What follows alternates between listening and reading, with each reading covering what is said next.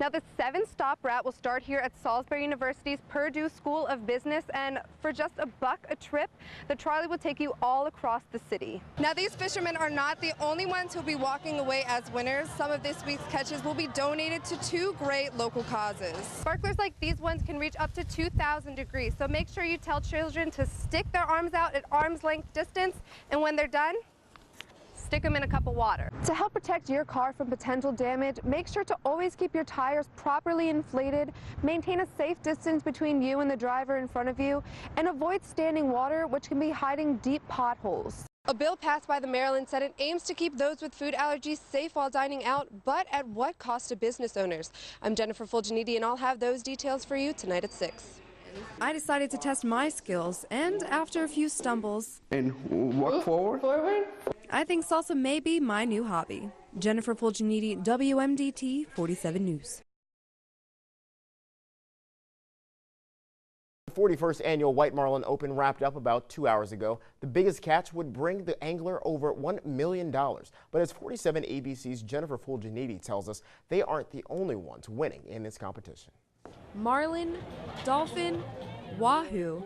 The big fish reign supreme on the last day of the White Marlins Open. So big. They're big.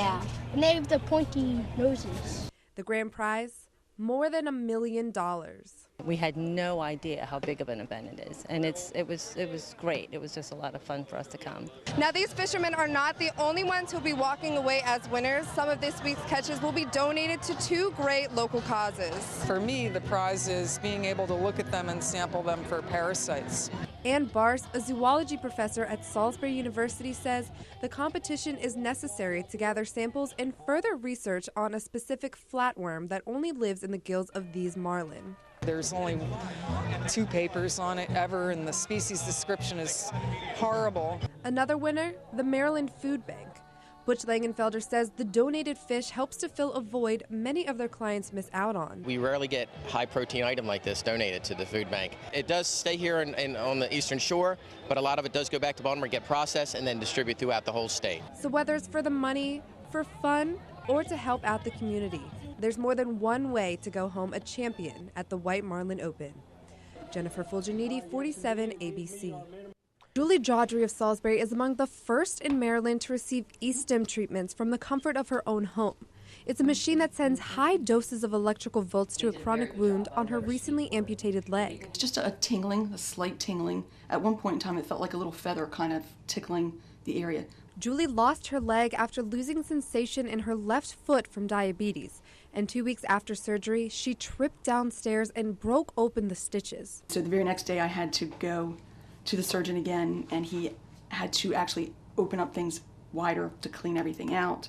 And so that's what left me with a really large wound. About a month ago, Julie began using e-stim. Physical therapists from Peninsula Home Care come directly to her home 3 times a week for 45 minutes. He came back on Friday, 2 days later, removed the dressing. We took a look at it, and it's unbelievable how much of a change there was in the healing process. Traditional methods of chronic wound care could take months to heal, but e-stim works 40 times faster. It is a short period of time, so while you're receiving treatment for the electronic stimulation, you can also be doing your physical therapy. If all goes well, Julie will be up and moving again in no time. I know that this has helped get me in a prosthetic leg so much quicker. Jennifer Fulginiti, 47 ABC. A drug claiming to reverse heroin overdoses has been approved by the FDA.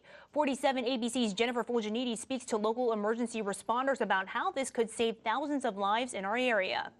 A potentially life-saving drug has sped through the FDA review process. The drug Evzio can help block the effects of opioids on the system. Salisbury Fire Department Lieutenant Chris Truitt says the speed of treatment is the most important factor in saving lives. The main goal is to get the breathing back so their oxygen levels stay up, because that's the worst impact would be brain damage due to hypoxia. Even if it's 30 seconds before somebody administers it, there's going to be some deficit. Evzio contains the same drug first responders use on the scene of a suspected overdose. Beginning this summer, those ordered to take highly addictive drugs may also be given Evzio as a safety precaution. The drug will be similar to an EpiPen, delivered to the thigh, and will give easy spoken instructions. 5, 4. But Truitt says most overdose calls they respond to are for those using opiates illegally. And since January, 25 calls have come in for overdoses, with 10 fatalities in Salisbury, an increasing trend for the area. But strides are being made to lower this number. We are working with the county health department and the state's narcotics task force to try and do a better track of recording numbers of overdoses, potential overdoses, and track things that way, and hopefully get ahead of this before it gets too bad. The drug is not intended for those with drug addictions, but for those who are prescribed pain medication. Jennifer Fulginiti, 47 ABC. According to the FDA, drug overdose has surpassed car accidents as the leading cause of death in the U.S. More than 16,000 Americans die each year from prescription opioid overdose.